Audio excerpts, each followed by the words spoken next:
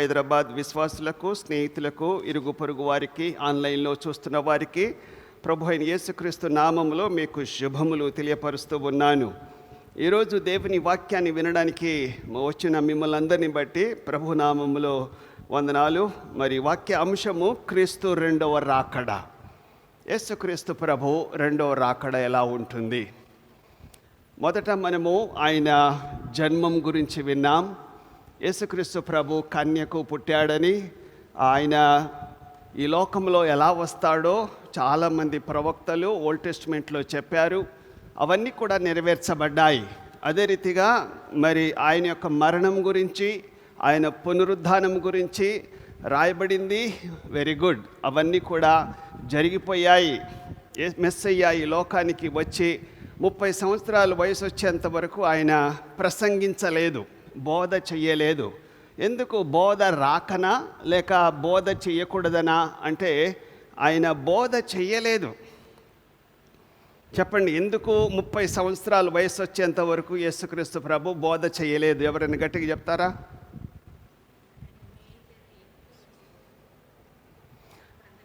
Major అయిపోయింది ఆయన. మేజరే. 25 సంవత్సరాలకే మనం పెళ్లి చేసుకుంటున్నాం. 21 సంవత్సరాలు ఆడపిల్లలు, 18 సంవత్సరాలు, 20 సంవత్సరాలు పెళ్లి చేసుకోవచ్చు మన దేశ ప్రకారంగా. ఈవెన్ యూద మత ఆచార ప్రకారంగా కూడా 25 సంవత్సరాలకు పెళ్లి చేసుకోవచ్చు. ఎందుకు 30 సంవత్సరాల వరకు ఆయన బోధ చేయలేదు? ఎవరైనా చెప్తారా? ఓకే, యూదా మతములో యాజకులు బోధ చెయ్యాలంటే 30 సంవత్సరాల వయసు వస్తేనే బోధ చెయ్యాలి. బోధకుడుగా, ప్రీచర్గా ఉండాలంటే ఈ కాలంలో పాస్టర్లు 17 సంవత్సరాలకే, నేను 17 సంవత్సరాలకే బోధ చేశాను. మరి 18 సంవత్సరాలు, 20 సంవత్సరాలకే పెళ్లి చేసుకున్నాను. 19 సంవత్సరాలకే పెళ్ళి మాట్లాడుకున్నాం, ఎంగేజ్మెంట్ అయిపోయింది. మరి 20 సంవత్సరాలు రాకముందే పెళ్ళైపోయింది. 21 సంవత్సరాలకే వినయ్ పుట్టాడు. ఎందుకు ఇవన్నీ చెప్తున్నానంటే, మనం నిజమైన 21 ఓకే, గవర్నమెంట్ పట్టుకుంటుంది అటు 21. ఓకే, ఎందుకు చెప్తున్నానంటే ఇప్పుడు కాలం వేరు. అప్పుడు యేసుక్రీస్తు ప్రభు ఏ మతంలో పుట్టాడండి? యూదా మతములో పుట్టాడు. యూదా మతములు అంటే మోషే ధర్మశాస్త్రంని ఆయన పాటించాడు. మోషే రాసి ఇచ్చిన ధర్మశాస్త్రాన్ని అతను పాటించాడు. కాబట్టి 30 సంవత్సరాలు వచ్చేంత వరకు ఎవరు కూడా యూదా మతములో ప్రీచింగ్ చేయకూడదు. ఇప్పుడు చర్చెస్లో చిన్నపిల్లలు, ఆడపిల్లలు కూడా బోధ చేస్తున్నారు. ఆడపిల్లలు లేక స్త్రీలు సంఘములో బోధ చేయకూడదు.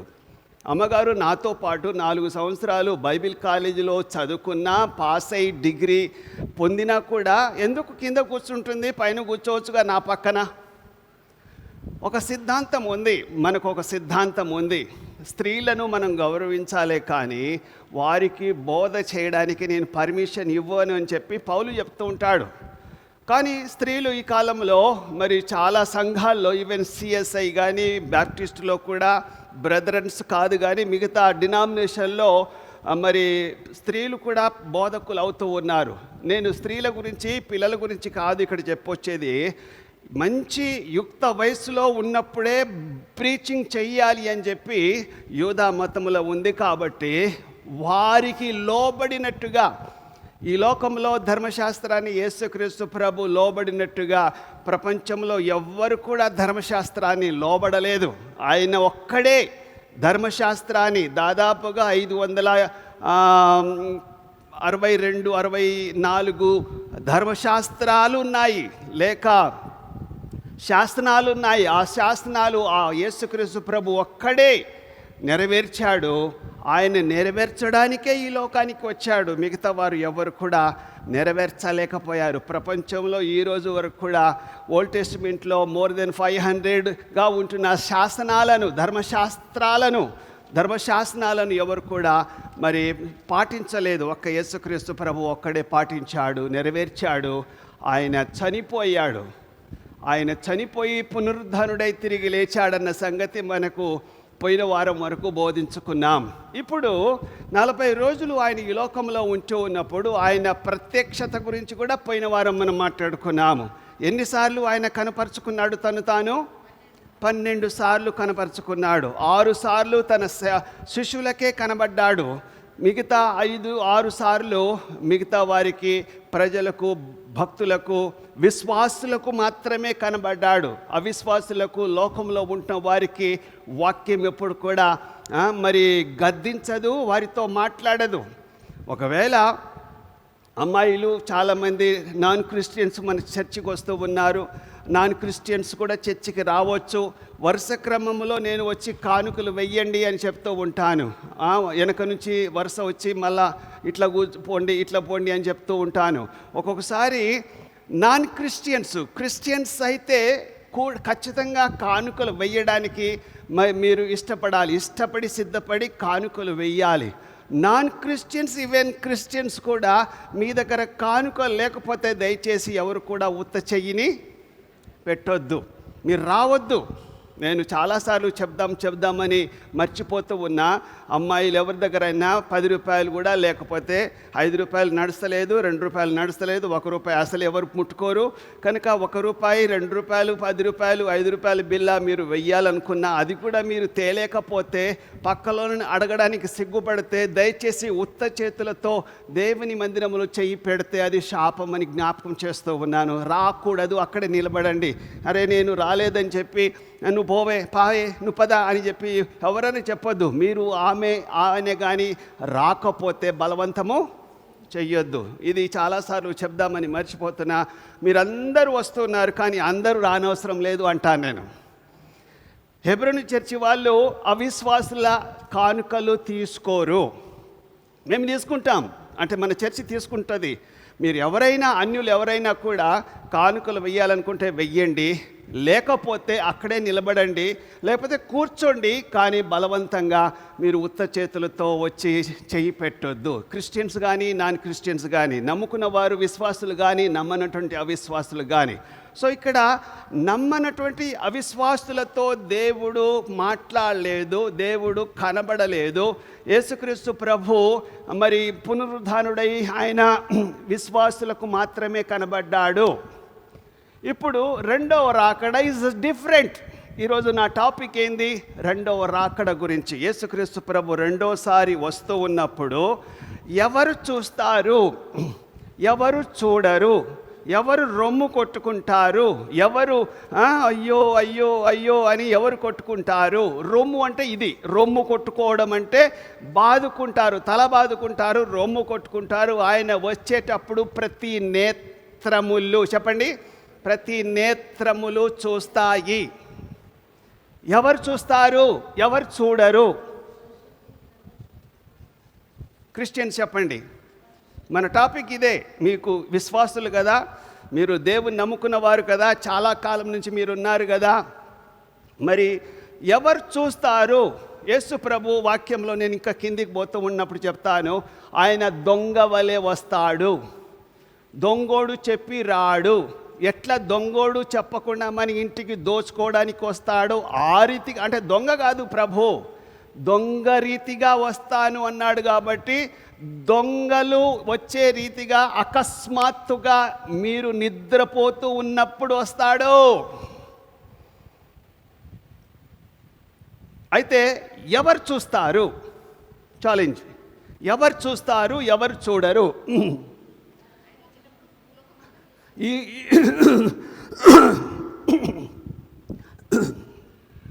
ఎవరు చూస్తారు అంటే ఆయన వచ్చినప్పుడు భూలోకమంతా చూస్తారు అంటుంది అమ్మగారు. నేను ఇంతకుముందే చెప్పాను, ప్రతి నేత్రములు చూస్తారు, ప్రతి ఒక్కరు చూస్తారు. ఆ ప్రతి ఒక్కరు ఎవరు? అమ్మా విశ్వాసులా?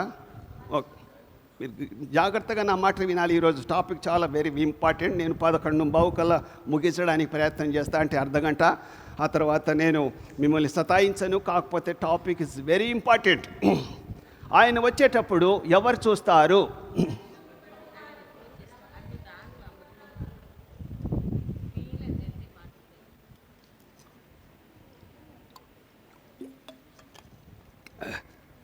చూస్తే ఏమైందమ్మా, న్యాచురల్గా ఉండాలి కానీ.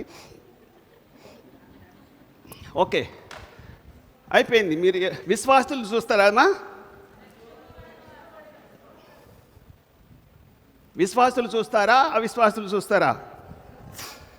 అమ్మా,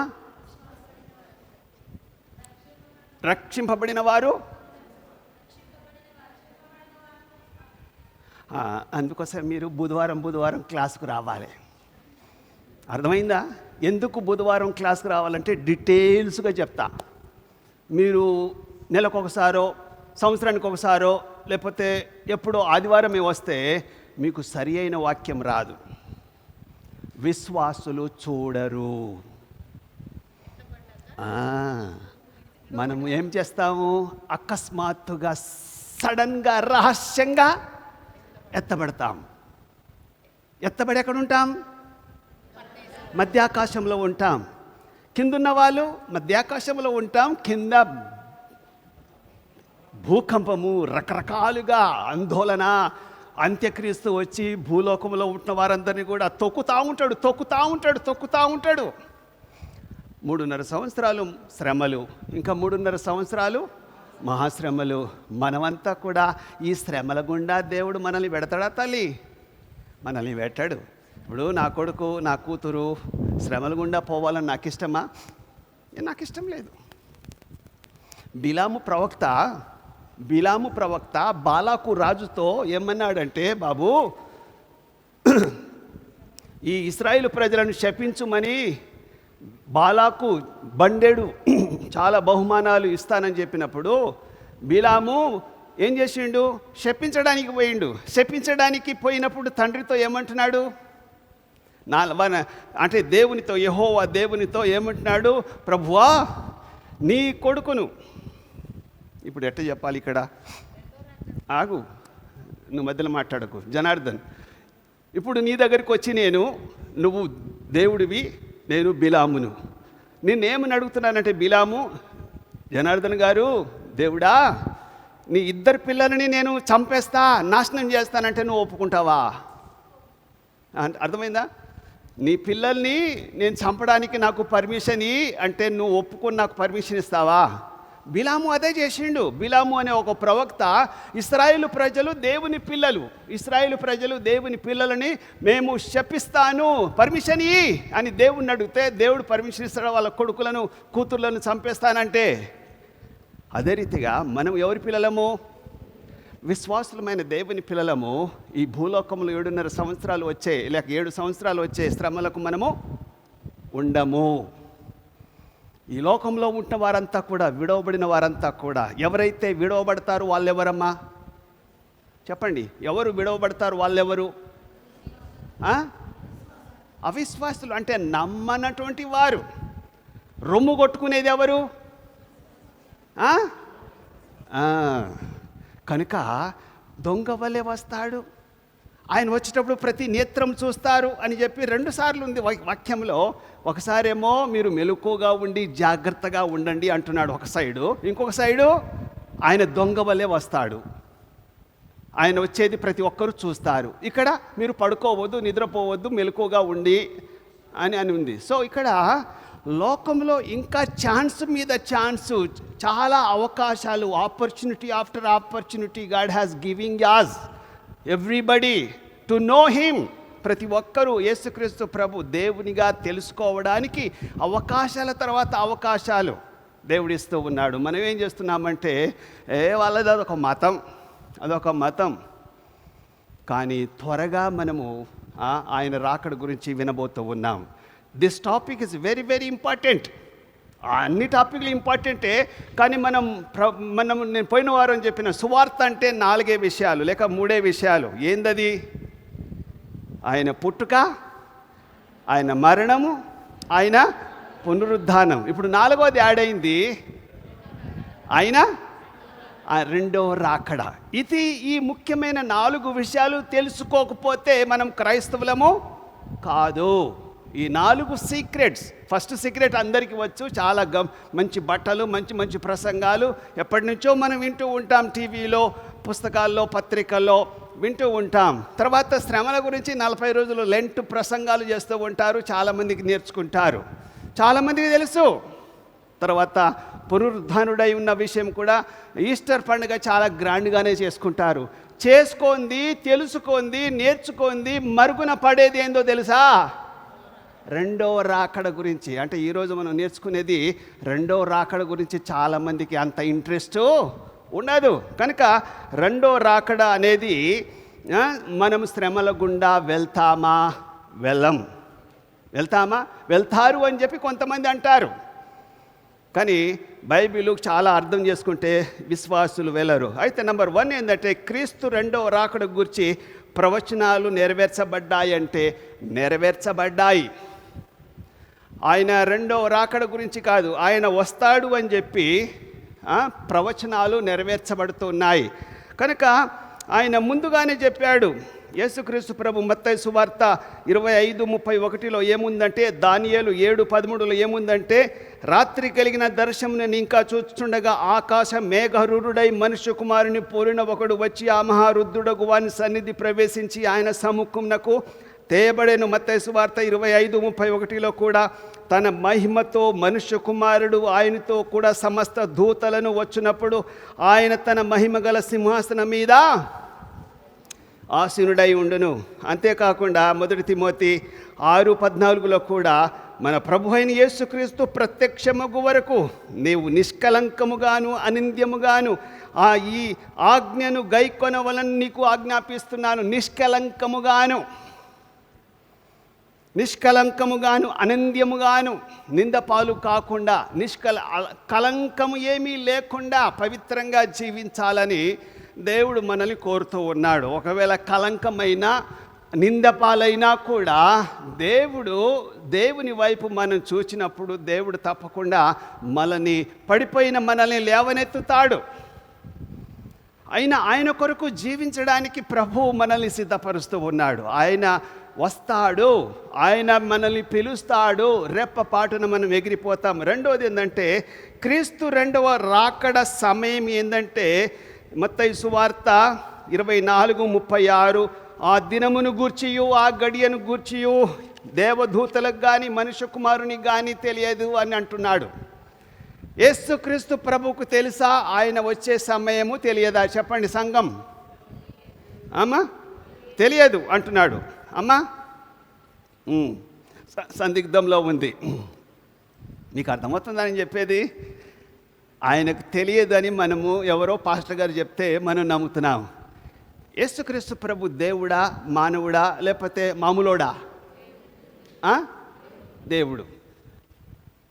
ఆది నుండి ఆయన లేకుండా ఏది జరగలేదు. ఇప్పుడు ఆయన రెండో రాకడ ఆయనకు తెలియకుండా ఉంటుందా? ఉంటుంది. ఉండదు. కరెక్ట్, ఉండదు. ఆయనకు తెలియకుండా ఉండదు. ఆయన మనుష్య కుమారుడుగా ఈ లోకంలో ఉన్నప్పుడు, ఎప్పుడు 2000 సంవత్సరాలకు ముందు ఆయన పొడిచిన వారు కూడా చూస్తారు. అంటే యేసు ప్రభుని ఎవరు పొడిచారు? సైనికులు పొడిచారు. కాబట్టి ఆయన పొడిచిన వారు కూడా చూస్తారు. అంటే ఇప్పుడు యేసుక్రీస్తు ప్రభు మన మధ్యలో లేడు. ఆయన పరలోకంలో ఉన్నాడు. ఆయన దేవుడు. తన మహిమ ప్రభావంతో ఈ లోకంలో వచ్చేది ఈ లోకంలో ఉన్నప్పుడు ఆయనకు తెలియదు జనార్దన్ గారు. కానీ తమిళ రుచికే జనార్దన్ ఈ లోకంలో శరీరంగా ఉంటున్నప్పుడు ఆయనకు తెలియదు. కానీ ఇప్పుడు ఆయన దేవుడై దేవుని కుడి పార్శ్వమందు రైట్ సైడ్లో ఉన్నప్పుడు ఆయనకు తెలియకుండా ఏది జరగదు. సో ఆయనకు తెలుసు, కానీ దేవదూతలకు తెలియదు, ప్రవక్తలకు, పాస్టర్లకు తెలియదు, భక్తులకు ఎవరికి, ఈ లోకంలో ఉన్న వారెవరికి తెలియదు. అయితే సిద్ధపడి ఉండండి. రోజు మనము ఆయన వస్తాడు అని చెప్పి మనం సిద్ధపడి ఉండాలని దేవుడు కోరుకుంటున్నాడు. క్రీస్తు రాకడ యొక్క ఉద్దేశం ఏంటి? ఆయన పర్పస్ ఏంది? ఎందుకు వస్తా అన్నాడు? పరిశుద్ధులను, రక్షింపబడిన మనందరినీ కూడా ఆయన తీసుకుపోవడానికి వస్తాడు. ఆయన డైరెక్ట్గా రాడు, మధ్యాకాశంలో వస్తాడని చాలాసార్లు చెప్పాను. అయితే దానికి ముందు ఈ లోకంలో జరగబోయే మహాశ్రమల గుండా మనల్ని పోనీయక తప్పించడానికి దేవుడు మనల్ని రెప్పపాటున మనము లేపబడతాము. మహిమ శరీరంతో మనం లేపబడతామని నేర్చుకున్నాం. మనకంటే ముందు ఆదాము మొదలుకొని నిన్నటి వరకు, ఈ రోజు వరకు, ఇప్పటి వరకు, ఈ క్షణం వరకు, మనం ఎత్తబడే క్షణము వరకు చనిపోయిన విశ్వాసులంతా కూడా కొంచెం ముందుగా లేపబడతారు. మనము వారి తర్వాత మహిమ శరీరంతో లేపబడతాం. కనుక ఇప్పుడు ఆయన వచ్చే రెండో రాకడ మంచిదా చెడ్డదా? విశ్వాసులకు మంచిది, అవిశ్వాసులకు చెడ్డది. విశ్వాసులమైన మనము ఏం చేయాలంటే, ఈ లోకంలో యేసుక్రీస్తు ప్రభు ఉంటూ ఉన్నప్పుడు ఆయన చేసిన చివరి ప్రార్థన ఏంటంటే, లేకపోతే సింపుల్ ప్రేయర్ ప్రకటన గ్రంథములో ఉంది, ప్రభువా, యేసుక్రీస్తు ప్రభువా త్వరగా రమ్ము అని ప్రకటన గ్రంథంలో మేము చూపిస్తాను తర్వాత. ఆయన రమ్ము అని మనం అనాలి. అంటే ఐఎమ్ రెడీ. ఇప్పుడు అప్పుడప్పుడు అమ్మగారికి నాకు అమ్మగారి ఆమె రెడీ అవుతుంది. యాక్చువల్గా ఆడోళ్ళు తొందర రెడీ అవుతారా, మొగుళ్ళు తొందర రెడీ అవుతారా? ఆడోళ్ళు తొందరగా రెడీ గారు, మొగుళ్ళు తొందరగా రెడీ అయి కూర్చుంటారు. అమ్మ ఎంతసేపు నేను రెడీ. కానీ మా దాంట్లో కొంచెం ఉల్టా, నేను రెడీ అయ్యి ఇప్పుడు కూర్చున్నా, నువ్వు ఇంకా రెడీ కాలేదంటది అమ్మగారు నన్ను ఈరోజు కూడా. అంటే నేను రెడీ, పోదందా. ఎట్లయితే మనం రెడీ అవుతామో బయటికి పోవడానికి, సిద్ధపడి బయటికి వెళ్తామో, అదే రీతిగా మనం రెడీగా ఉండాలి. దేనికోసమో? ప్రభు రాకడ కొరకు మనము రెడీగా ఉండాలి. ఈరోజు వస్తాడు, రాడు అనేది మనం ఎప్పుడు అనకూడదు, మన కలలో కూడా అనకూడదు. 1000 సంవత్సరాల తర్వాత వస్తాడేమో, ఇంకో నెల తర్వాత వస్తాడేమో, ఇంకో 10 ఏళ్ల తర్వాత వస్తాడేమో అనే మాట మనకు ఎప్పుడూ ఉండకూడదు.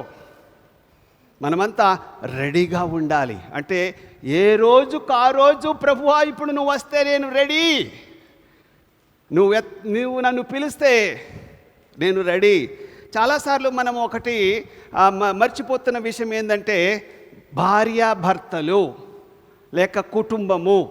మనకు ఒక ట్యాగ్ ఉంది. ప్రతి ఒక్కరికి ఒక కుటుంబం అనేది ఉంటుంది. భార్య లేకపోతే భర్త, నా కుటుంబము. ఎత్తబడే దానిలో కానీ, రక్షింపబడే వాటిలో కానీ ఈ కుటుంబం మనకు వస్తుందా? పరలోకానికి వస్తుందా? భార్య భర్త ఇక్కడ ఎత్తబడేటప్పుడు రక్షణ అనేది ఇండివిజువల్. నా కుటుంబం అంతా రక్షింపబడతాము అనేది వెల్ అండ్ గుడ్.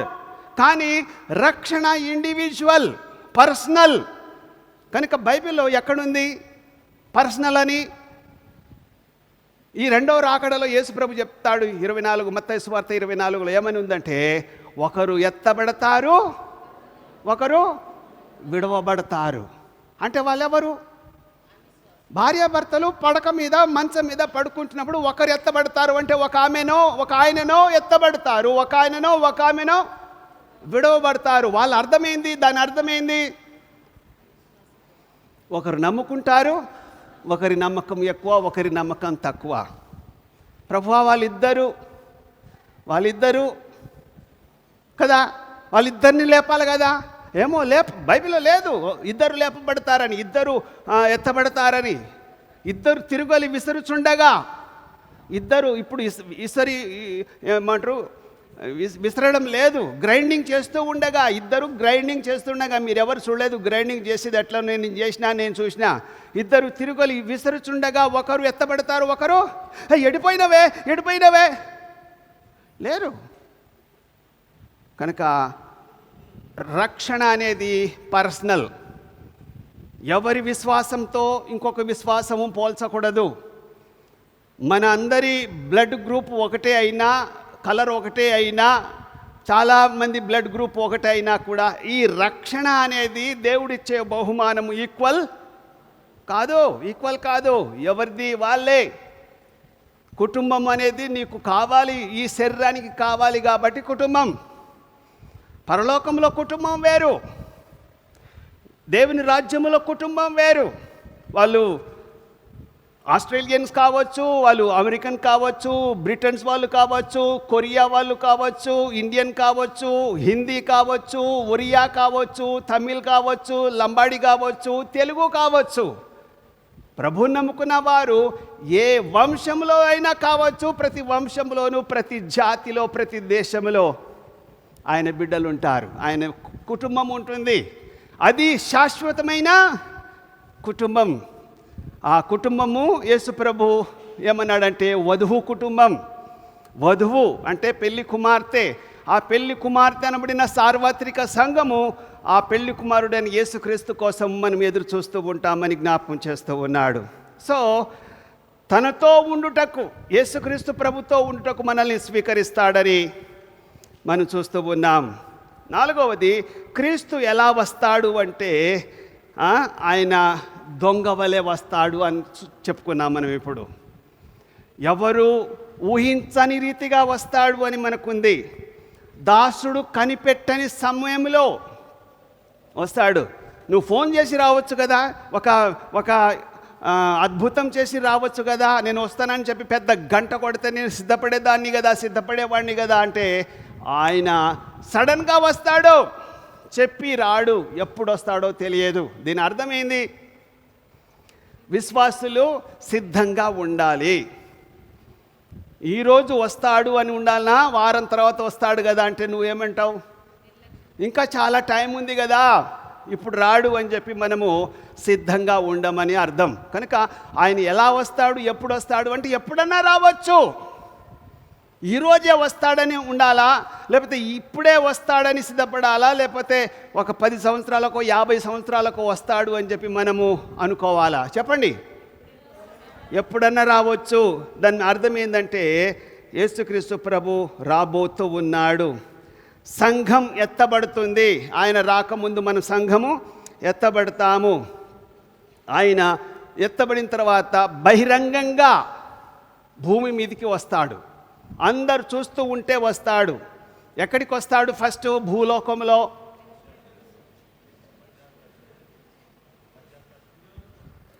చెప్పారు కానీ ఇంకా దగ్గరికి చెప్పలే.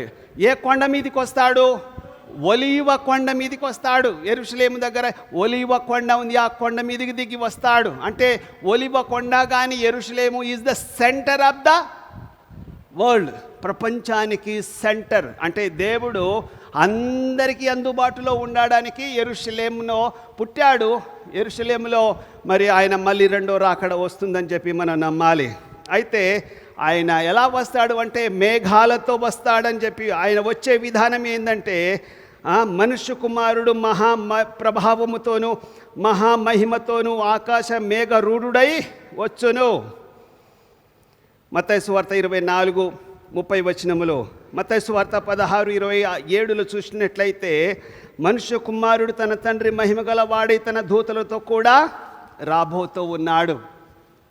ఆయన వచ్చేటప్పుడు పరిశుద్ధులతో, పరిశుద్ధులంటే ఎత్తబడిన గుంపుతో, మధ్య ఆకాశంలో ఎత్తబడిన గుంపుతో, తర్వాత పరలోకంలో ఉంటున్న దేవుని దూతలతో ఈ లోకంలో వస్తాడు.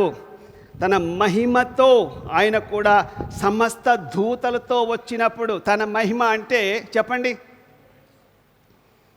ఇప్పుడు ప్రధానమంత్రి వచ్చాడనుకోండి ఇండియాకు లేక హైదరాబాదుకు, ఎట్లా ఉంటుంది? హైదరాబాదులో ఉంటున్న 1000 మంది పోలీసు వాళ్ళు ఆయనకు సెక్యూరిటీగా ఉంటారు. ఆ రీతిగా ఆయన పిలిస్తే 64,000 మంది దిగి వస్తారని యేసు ప్రభు గెత్సెమనే తోటలో ఆయనను పట్టుకుంటున్న రోమా సైనికులతో అన్నాడు. 64,000 మంది నేను కోరుకుంటే 64,000 మంది ఇట్లా దిగుతారు. ఇప్పుడు ఆయన రెండో రాకడ వచ్చినప్పుడు 64 కోట్ల దేవదూతలతో వస్తాడేమో. అర్థమవుతుందా నేను చెప్పేది? లేకపోతే 64,000 కోట్ల మరి దూతలతో ఆయన భూలోకానికి వచ్చేటప్పుడు ప్రతి నేత్రము. ఇప్పుడు దేవుని దూతలు వచ్చేటప్పుడు ఏం చేస్తారయ్యా చెప్పండి? ఎందుకు ఇంతమంది దూతలతో ఆయన ఈ లోకానికి వస్తున్నాడంటే, దూతలు వచ్చేటప్పుడు ఏం చేస్తాయి? బూరలు ఊదుతూ ఉన్నప్పుడు ఒక్క దూత ఊదితేనే మన ఆంధ్రప్రదేశ్ లేకపోతే తెలంగాణ, ఆంధ్రప్రదేశ్, ఇండియాలో ఉంటున్న సగం వినబడాలి, లేక ఇండియా మొత్తం వినబడాలి. ఇన్ని వేల దూతలు, కోటాను కోట్ల దూతలు సైన్యముతో ప్రభు దిగి వచ్చినప్పుడు ప్రతి నేత్రము చూడగలిగే తన మహిమ ప్రభావముతో. దేర్ ఈజ్ ద మహిమ, ఈజ్ ఎ గ్లోరీ. ప్రభావము అంటే ఆయన యొక్క శక్తి, మామూలు శక్తి కాదు, ప్రపంచమంతా చూడగలిగే శక్తి. నేను మధ్యరాత్రి వస్తాడంటే మధ్యరాత్రి కూడా నీకు లైట్ పడుతుంది. తెల్లవారుజామున వస్తాడంటే మంచి నిద్రలో ఉన్నప్పుడు కూడా నువ్వు ఆయన బూర శబ్దంతో నువ్వు లేచి నిలబడతావు. అంత గట్టిగా వచ్చి ఈ లోకంలో దిగి రావడానికి అవకాశం ఉంది.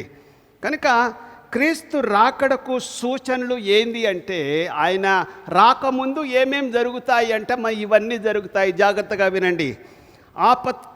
ఆపత్కార సమయాలు, అనుకోకుండా ఇది సడన్గా జరిగిందే, ఎప్పుడు జరగలేదే అని అనుకుంటాం. తర్వాత మానవులు తమను తామే ప్రేమించుకుంటూ ఉన్నప్పుడు, నేను నాది నాకే కావాలి, నేనే తినాలి, నేనే ధరించుకోవాలి అనే ఉద్దేశంతో మనుషులు ఉంటారు. దురాశట మూడోది. దురాశ అంటే ఆశ వేరు, దురాశ వేరు. కొంతమందికి ఆశ కంటే ఎక్కువగా ఉండేది దురాశ, స్వార్థం అనేది ఉంటుంది. డంబాలు పలుకుతూ ఉంటారు. డంబాలు అంటే నీ జీతం 5,000 కానీ నువ్వేమంటావు, బయటికి పోయి 50,000 అంటావు.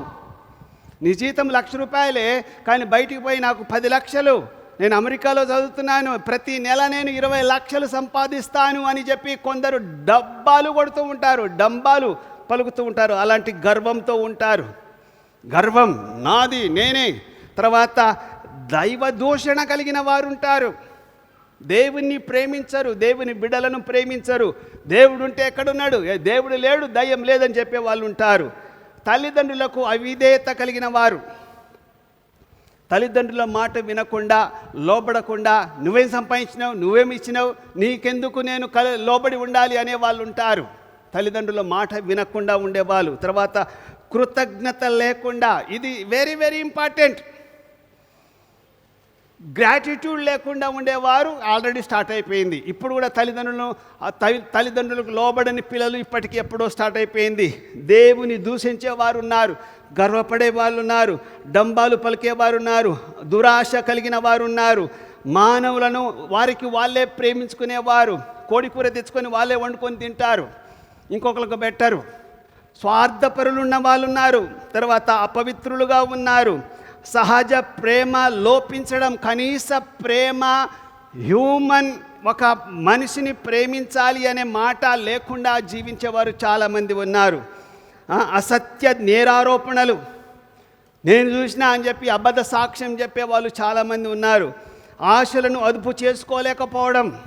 ఆశ ఉండాలి కానీ దాన్ని అదుపులో పెట్టుకోవాలి. అదుపులో పెట్టుకోకుండా నాకు నచ్చింది నేను చేస్తా, నాకు నచ్చింది, నాకు ఇష్టమైంది, నా ఇష్టం. అరే ఇది ఎందుకు చేస్తున్నావయ్యా అని ఎవరనంటే, నీకేం పట్టింది, నువ్వేంది చెప్పేది, నాకు నా ఇష్టం, నా సొంత డబ్బుతో ఎట్లన్నా ఖర్చు పెట్టుకుంటా.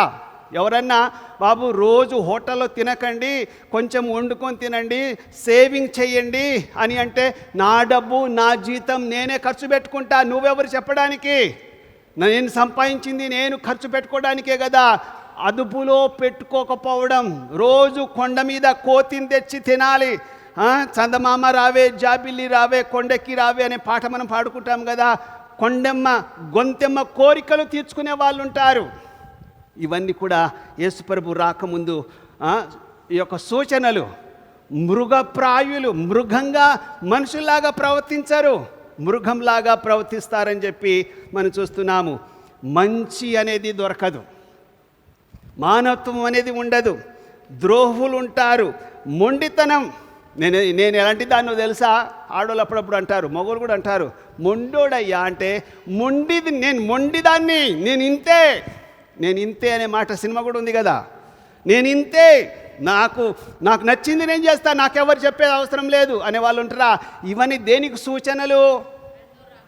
రెండో రాకడకు సూచనలు. మనం అవన్నీ కూడా సంఘంలో, చర్చిలో, కుటుంబంలో వింటూ ఉంటామంటే దానికి అర్థం ఏంటంటే రెండో రాకడ దగ్గర పడ్డదని. దేవుని కంటే, చెప్పండి, దేవుని కంటే గట్టిగా చెప్పాలి, చెప్పబోదు వదలా. సుఖానుభవమును ప్రేమించేవారు, రిలాక్స్ కావాలి, కొంచెం ఎండదలగొద్దు, కొంచెం కష్టపడద్దు, నేను ఎందుకు చెయ్యాలి, నేను కష్టపడాలా అనే వాళ్ళు ఉన్నారు. ఫ్రీగా రావాలి, గవర్నమెంట్ ఫ్రీగా ఇచ్చేదంతా కూడా నేను తినాలనే వాళ్ళు వస్తారు. దైవభక్తి ఉందని నటించే నాటకీయ నాయకులు ఉన్నారు. నటులు అంటే ఏంది? నటించడం అంటే ఉన్నది కాకుండా లేనిది కల్పించి నటించడమే నటులు. వారిని హీరోలు చేస్తున్నారు. వాళ్ళు యాక్చువల్గా జీరోలు, వాళ్ళు హీరోలు అని చెప్పి చాలామంది అంటుంటారు. నటన మారీలు. మన దేశంలో ఏ బిజినెస్ జరగకపోయినా ఏ బిజినెస్ జరుగుతుందో తెలుసా? నటించే వారి బిజినెస్ బాగా జరుగుతుంది.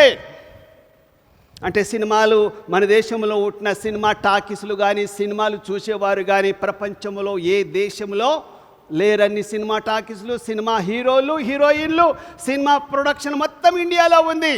హాలీవుడ్ కంటే, బాలీవుడ్ కంటే మన దేశంలో ఇంకో హుడ్ ఏదో ఉందిగా, టాలీవుడ్ ఎక్కువగా ఉంది. కనుక నటించే వారు ఎక్కువగా ఉంటారట. ఎప్పుడు ఇది? రాకడకు ముందు. అంతేకాదు అవివేక స్త్రీలు ఎక్కువగా లేస్తారు. నా ఇష్టం, నేను ఎవరి మాట వినను, భర్త మాట వినను అన్న మాట నేను వినను. స్త్రీలు ఎక్కువగా తెగబడే వాళ్ళు ఉంటారు, ఎక్కువగా మాట్లాడే వాళ్ళు ఉంటారు. ఎక్కువగా నువ్వు చెప్పేది ఏం లేదు, మాకు 50% ఏం కావాలి? రిజర్వేషన్ కావాలి. ఆల్రెడీ స్టార్ట్ అయింది, ఆల్రెడీ నిన్న స్టార్ట్ అయింది. దాన్ని ఏదో ఫెయిల్ అయిపోయింది, క్యాన్సిల్ అయిపోయింది. మేమేం తక్కువ కాదు, పురుషుల కంటే మేమేం తక్కువ కాదు అంటుండ్రా లేదా? అరే పేపర్లు వస్తుందాయా, నేను లోబడను, వాడికేంది నేను వండి పెట్టేది, వాడికేంది నేను చేసి పెట్టేది, నేను కూడా ఉద్యోగం చేస్తున్నా, నేను పురుషునితో సమానం. వచ్చిందా? అట్లాంటివి వస్తాయట. బైబిల్ చెప్తుంది ఇవన్నీ కూడా బైబిల్. లోబడని స్త్రీలు చాలామంది ఉన్నారు. అన్ని విధాల చెడు కోరికలు తీర్చుకునే వాళ్ళు ఉంటారు. ఎప్పుడు నేర్చుకుంటున్నా కూడా సత్యం, జ్ఞానం నేర్చుకోకుండా అసత్యాన్ని నేర్చుకునే వాళ్ళు ఎక్కువగా ఉంటారు. మా స్కూల్లో, మా కాలేజీలో, మా యూనివర్సిటీలో ఉంటున్న మరి చదువు ఎక్కడ దొరకదు అని చెప్పి డబ్బాలు కొట్టుకునే కాలేజీలు, స్కూల్స్ ఉంటాయట. ఇంకా ఆయన సూచనలు ఏంటంటే, ఆయన సూచనలు అబద్ధ క్రీస్తులు వస్తారు. నేనే దేవుణ్ణి, నేనే క్రీస్తుని అని అబద్ధ క్రీస్తులు వస్తారు. తర్వాత యుద్ధాల మీద యుద్ధాలు, దేశాలు, అక్కడ యుద్ధం జరుగుతుంది. ఈరోజు మీరు ఎప్పుడైనా ఇరాన్ గురించి, ఇస్రాయేల్ గురించి, అమెరికా దేశం గురించి మీడియా వాళ్ళు ఎట్లా మాట్లాడతారంటే 99% అబద్ధాలే. ప్రతి మీడియా, సోషల్ మీడియా కానీ, అది టీవీ మీడియా కానీ, పేపర్ మీడియా కానీ అబద్ధాలు ఎక్కువగా రాస్తూ ఉంటారు. నాశనమట, అమెరికా నాశనం చేసింది ఎవరిని? ఇరాన్ని. ఇజ్రాయెల్ అంతా మటాష్ అని ఒకడు ఏదేదో వాళ్ళు చెప్పేటప్పుడు మీరు ఎప్పుడైనా న్యూస్ వినండి, ఎంత గంభీరంగా, ఎంత ఇంట్రెస్ట్గా, ఎంత ఎంత ఎంత నాశనాన్ని గురించి ఎంత ఆసక్తిగా చెప్తారో.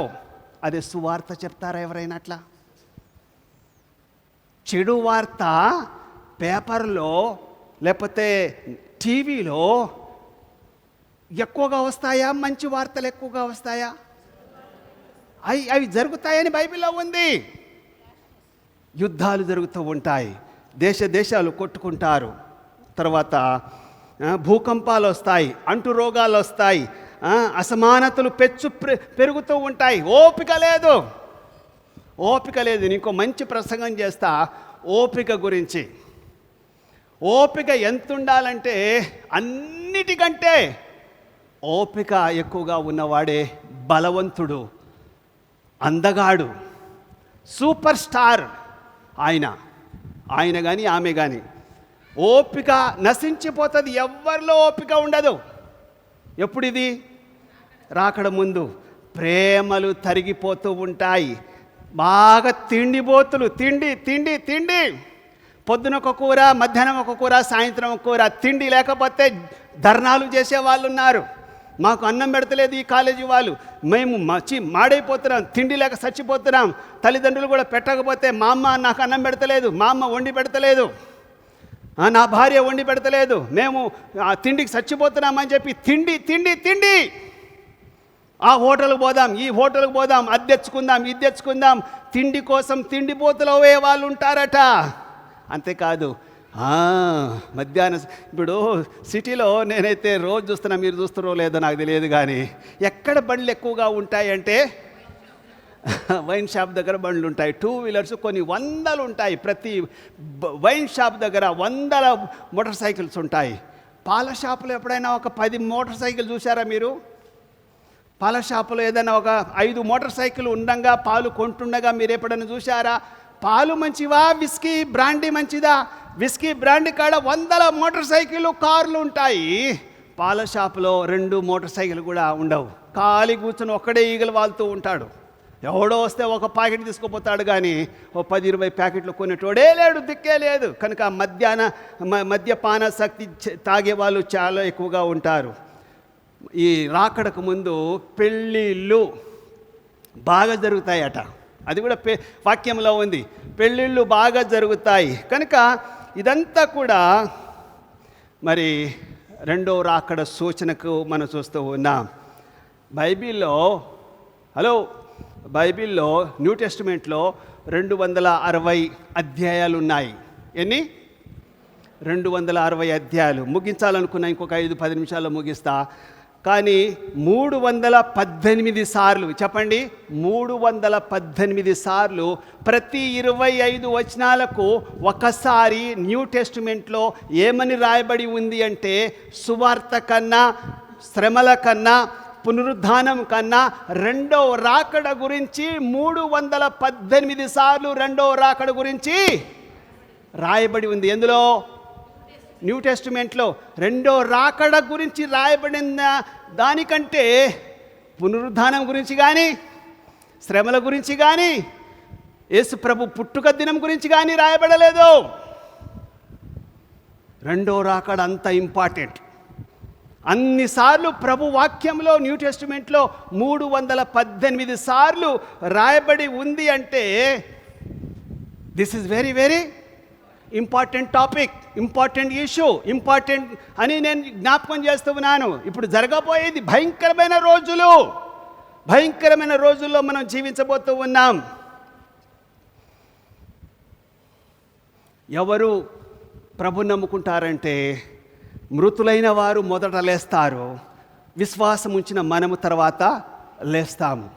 ఎవరిని ఎదుర్కోవడానికి? పెండ్లి కుమారుణ్ణి ఎదుర్కోవడానికి మనం వెళ్తాము. ఆయన రాకడ సమయంలో జీవించి ఉన్న విశ్వాసులంతా కూడా పునరుద్ధానులై విశ్వాసులు కలిసి ఆయన్ను ఎదుర్కొంటాము. వెంటనే మరి అక్కడ మనం ప్రభుతో కూడా జీవిస్తాము. ఆ తర్వాత ప్రకటన గ్రంథము 24వ వచనము, ప్రకటన గ్రంథము 24వ వచనము తీయనమ్మా. 20వ అధ్యాయం 4వ వచనం, ప్రకటన గ్రంథం 24వ వచనం. అంతట సింహాసనములను చూచితిని, వాటి మీద ఆసీనులై ఉండు వారికి విమర్శ చేయుటకు అధికారము ఇవ్వబడెను, మరియు క్రూర మృగమునకైనను దాని ప్రతిమకైనను నమస్కారము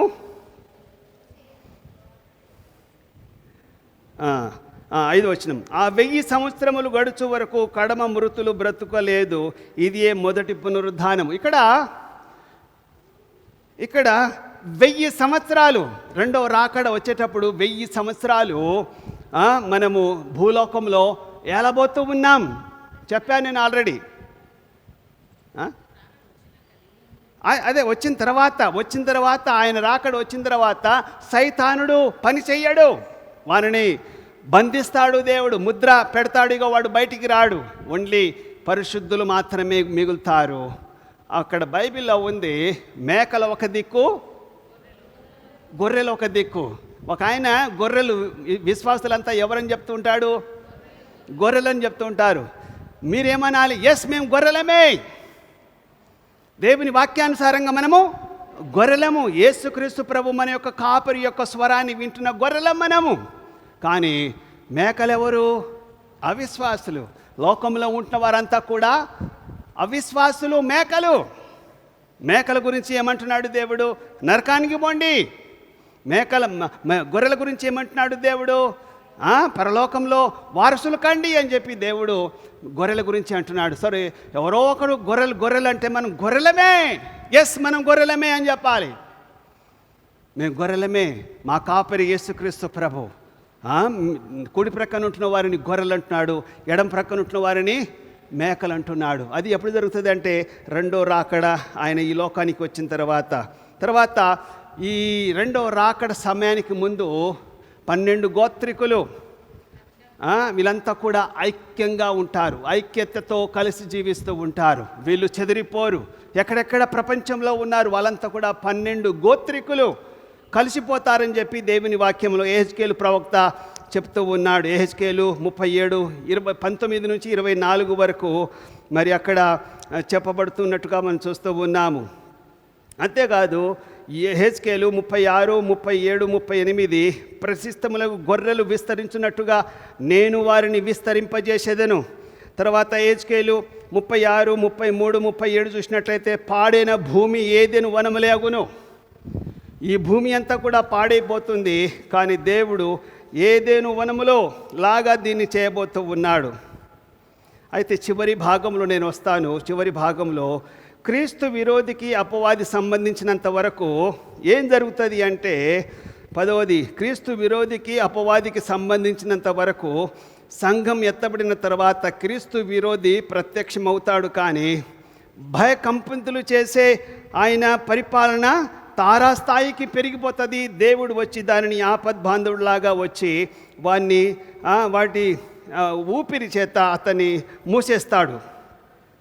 ప్రకటన గ్రంథము 20 అధ్యాయము 1, 2, 3 చూసినట్లయితే అతడు ఆది సర్పము అనగా అపవాదియు సాతానును అను ఆ ఘట సర్పమును పట్టుకొని 1000 సంవత్సరాలు వారిని బంధించి అగాధములో పడవేసి ఆ 1000 సంవత్సరాలు గడుచు వరకు ఇక జనములను వాడు మోసపరుచుకున్నట్లు అగాధమును మూసి దానికి ముద్ర వేయును.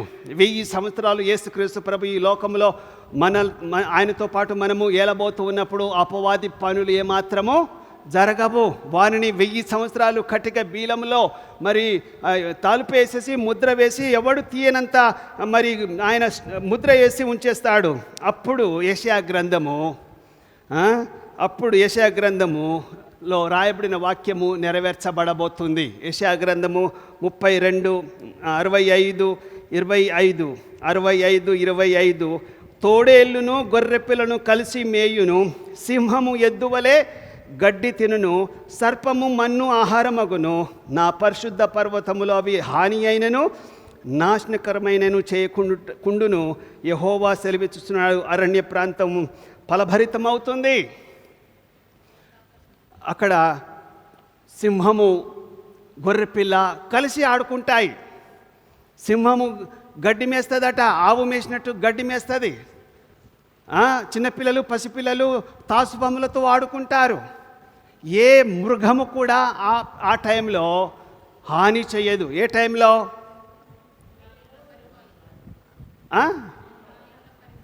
కరెక్టే. పరిపాలన ఎప్పుడది? రెండో రాకడ తర్వాత. అదే ఎప్పుడది? దాన్ని ఏమంటాం మనము? 1000 సంవత్సరాల కాలంలో. ఆయన 1000 సంవత్సరాల కాలంలో ఇక్కడ దేవుడు ఏం చేయబోతున్నాడు అంటే ముండ్ల చెట్టును బదులుగా దేవదారు వృక్షముగా మొలుచును, దురదగొండి చెట్లకు బదులుగా గొంజి వృక్షములు ఎదుగును. ఇప్పుడు ఎప్పుడైతే యేసు ప్రభు రాకడ 1000 సంవత్సరాలు రాకడ తర్వాత 1000 సంవత్సరాల టైంలో ఈ భూలోకమంతా కూడా సైతాను రాజ్యంలో మనం ఉండం. వాళ్ళందరికీ కూడా దేవుడు నాశనం చేసిన తర్వాత ఓన్లీ దేవుని బిడ్డలు పరిశుద్ధులు మాత్రమే అరణ్య భూమి ఫలభరితమైన భూమిగాను ఫలభరితమైన భూమి వృక్షవనముగాను నుండును. ఎడారి కస్తూరి పుష్పం వలె వికసిస్తుంది. యెషయా గ్రంథము 32:15లో ఎడారిగా ఉంటున్న ఆ ప్రాంతమంతా కూడా మంచిగా మరి పుష్పము వలె ఉంటుందని దేవుని వాక్యం చెప్పబడుతుంది. ఇట్టి లోకంలో నీవు నేను సిద్ధపడి వెళ్దాము. దానికి ముందు ఈ రెండవ రాకడ ముందు దేవుడు నిన్ను నన్ను సిద్ధపరుస్తుంది. ఎందుకు అంటే ప్రతి వ్యక్తి ప్రతి కుటుంబము ఆయన సువార్త అందించబడాలి. ఆయన గురించి ప్రతి ఒక్కరూ వినాలి. రెండో రాకడ వెంటనే రాదు. ఎందుకు రావడం లేదు, ఇంకా ఎందుకు ఎత్తబడడం లేదు అంటే ఇంకా ఆయన దీర్ఘశాంతము కలిగి ఆయన వెయిట్ చేస్తూ ఉన్నాడు. కారణం ఏంటంటే ప్రతి ఒక్కరూ యేసుక్రీస్తు ప్రభు యొక్క సువార్తను వినాలి. అవకాశం వాళ్ళకు చెప్పడానికి మనం సిద్ధంగా ఉండాలి. మన పని ఏంటంటే ఆయన వస్తాడు అని చెప్పి గమ్మున ఇంట్లో సిద్ధంగా ఉండడం అని కూర్చోకుండా, నేను ఎవరికైనా వాక్యం చెప్పాలా, ఎవరికైనా నేను సువార్త చెప్పాలా, నా బంధువులు, స్నేహితులు, రక్త సంబంధికులు, నా కాలనీలో మా ఇంటోళ్ళు, మా బంధువులు, మా తండాలో, మా కాలనీలో చాలామంది నాకు తెలిసిన వాళ్ళు ఉన్నారు, వాళ్ళతో నేను పంచుకోవాలా, పంచుకోకూడదా? పంచుకుంటే చాలా కష్టాలు ఉన్నాయి. కష్టాలు ఉన్నా కూడా వాళ్ళకి తెలియాలి. వాళ్ళని ప్రభు సన్నిధులు నడిపించడానికి మన వంతు మనము కృషి చెయ్యాలి.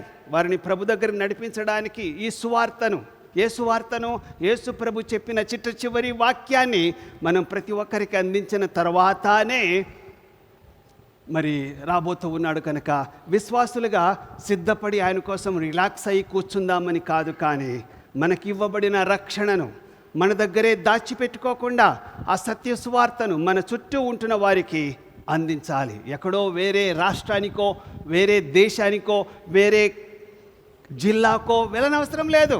మన చుట్టూ ఈ హైదరాబాదులో, మన ఏరియాలో, మన కాలనీలో ఎంతోమంది ఉన్నారు. ఏదో ఒక పని కల్పించుకొని, టైం కల్పించుకొని వారితో ఏదో లోక సంబంధమైన మాటలు, ముచ్చట్లు మాట్లాడకుండా దేవుని మాటలు, 4 మాటలు మాట్లాడి వారిని ప్రభులో పెంచడానికి, ప్రభు దగ్గరికి రప్పించడానికి మన వంతు కృషి మనం చెయ్యాలి. అప్పుడే మన నిజమైన క్రైస్తవులము. ఏది చెప్పినా కూడా మీ యొక్క గొప్పలు చెప్పొద్దు, మీ ఉద్యోగం గురించి, మీ కుటుంబం గురించి చెప్పొద్దు, కానీ క్రీస్తును తప్ప ఇంకా దేని గురించి మనం మాట్లాడను అంటాడు. ఎవరి గురించి మాట్లాడాలి? మనము యేసుక్రీస్తుని గురించి మాట్లాడాలి. ఆయన రాకడ కొరకు మన గృహ నిర్వాహకులలాగా, అంటే నమ్మకమైన పనివాడుగాను యథార్థంగా ఆయన కోసము మరి సిద్ధపడి అనేకులను ప్రభు దగ్గరికో నడిపించాలి. పౌలు అంటాడు, విషచేతనో నా జీవితంలో కొందరినైనా నేను, ముందేమనుకున్నాడంటే ఆయన నా ప్రజల కొరకు, నా యూదా జాతి కొరకు నేను ఏదైనా చేస్తాను, అవసరమైతే దేవుని నుంచి శాపాన్ని కోరుకొని నేను దేవునికి దూరమైనా పర్వాలేదు, కానీ నా ప్రజలకే నేను సువార్త చెప్తానని తీర్మానించుకున్నాడు. అది దేవునికి నచ్చలే. అందుకోసమే యూదుల మధ్య ఆయన సేవ చేయకుండా, వారి దేశస్థులు, వారి మతస్థులు, వారి జాతి వారి మధ్య ఆయన పని చేయకుండా, నువ్వు ఇట్లంటావా, నా ప్రజలు ఇంపార్టెంట్ అంటావా, నా ప్రజల కొరకు, నీ ప్రజల కొరకు నువ్వు శాపగ్రస్తుడైతావా, లేదు నీ ప్రజల దగ్గరికే నేను పంపానని చెప్పి అన్యజనుల మధ్య, అన్యజనులకు సువార్త చెప్పడానికి ఆయనని దేవుడు వాడుకున్నాడు. అనేకులు మనోళ్ళే మన వాళ్ళే కాకుండా మన చుట్టూ ఉన్న వారికి దేవుని వాక్యం చెప్పాలి. వీలైనంత వరకు మనం ప్రతిదినము ప్రభు గురించి మాట్లాడాలి. కొందరినైనా ప్రభు సన్నిధిలో నడిపించాలి. వాళ్ళని ఎట్లా లాగాలి అంటే, మీరు ఎట్లా అనుకోవాలి అంటే, ఒకడు అగ్నిలో పడబోతున్నప్పుడు వాడు ఈ కులమా, ఆ కులమా, ఈ జాత, ఆ జాత, ఈ దేశస్థుడా, ఆ దేశస్థుడని కాదు. ఒకడు అగ్నిలో పడబోయినప్పుడు, లేకపోతే నీళ్ళలో మునగబోతున్నప్పుడు వీడియోలు తీసుకోకుండా వాడిని రక్షించాలి. కానీ ఈ కాలంలో ఎవరైనా కొడుతూ ఉంటే, పొడుస్తూ ఉంటే ఫస్ట్ ఏం చేస్తున్నారు? వీడియోలు తీస్తూ ఉన్నారు. మనం వీడియోలు తీసుకునేటట్టుగా లోకంలో ఉన్న వారికి లాగా ఉండకూడదు. నీ సెల్ ఫోన్ పక్కకు పడేసి ఆ వ్యక్తిని రక్షించాలి. ఆ వ్యక్తి కోసం అవసరమైతే నా ప్రాణం ఇవ్వాలి. నీ స్నేహితుని కొరకు ప్రాణం ఇచ్చువానికంటే నన్ను ఎక్కువగా ప్రేమించేవాడు లేడు. కనుక ప్రభు అంటున్నాడు, ఎవరు ఎక్కువగా ప్రేమిస్తారు అంటే, నీ స్నేహితుని కొరకు నువ్వు ప్రాణం పెట్టేంతగా నువ్వు ప్రేమించాలి. అంటే రక్షణ లేకుండా నశించిపోయేవారు కోకొల్లలు మన చుట్టూ ఎంతోమంది ఉన్నారు. వారిని ప్రభు దగ్గర నడిపించడానికి మనం కృషి చేయాలి. ఈరోజు 2 ఆత్మలు దేవుని దగ్గరకు వచ్చాయి, బాప్తిసం తీసుకున్నాయి. నీతిమంతుల గుంపులో వాళ్ళు చేర్చబడ్డారు. ప్రభు యొక్క బలలో వాళ్ళు పాలు పొందారు. అలా ప్రతి వారము కొందరైనా ప్రభు దగ్గరికి రావడానికి ప్రతి ఒక్కరు విశ్వాసులు ఆయన రాకడ కొరకు నేను ఎదురు చూస్తూ ఉంటా, నేను ఏం పని చేయను, ప్రభువా నువ్వు వస్తున్నావా అని మనం ఎదురు చూడకుండా మన పని ఏంది? ఆయన కోసం ఎదురు చూస్తూ మనము కొందరినైనా ప్రభు దగ్గర నడిపించడానికి ప్రయత్నం చేయాలి. లేచి నిలబడండి, ప్రార్థన చేద్దాం.